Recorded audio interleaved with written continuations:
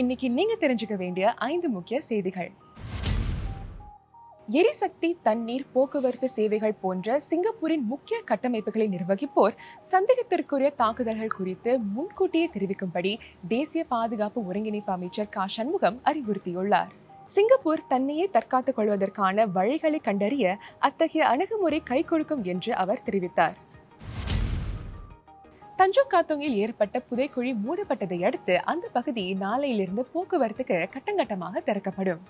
கடந்த வாரம் அங்கு புதைக்குழி ஏற்பட்டதில் காருடன் பெண் அதில் விழுந்தார். அதையடுத்து சாலையில் பழுது பார்க்கும் பணிகள் நடைபெற்றன.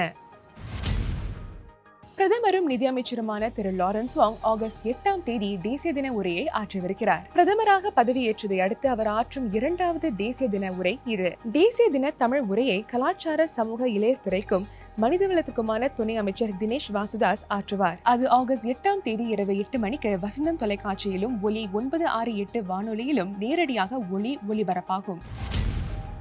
சிங்கப்பூரின் முதல் தாதிமை துறை முனைவர் கல்வியை சிங்கப்பூர் தேசிய பல்கலைக்கழகம் அறிமுகம் செய்துள்ளது.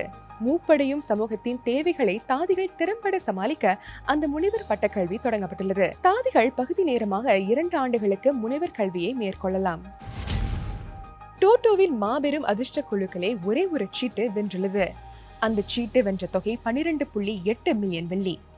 குவிக் பிக் ஆர்டினரி என்ட்ரி என்ற பிரிவின் கீழ் அந்த சீட்டு வாங்கப்பட்டது. அந்த சீட்டு தனிநபருக்கு சொந்தமானதா அல்லது பலர் அதை பகிர்ந்துள்ளனரா என்பது தெரியவில்லை. இது போன்ற செய்திகளை உடனுக்குடன் தெரிந்து கொள்ள தமிழ் முரசுடன் தொடர்ந்து இணைந்திருங்கள். தமிழ் முரசுக்காக சர்வேஸ்வரி சரவணன்.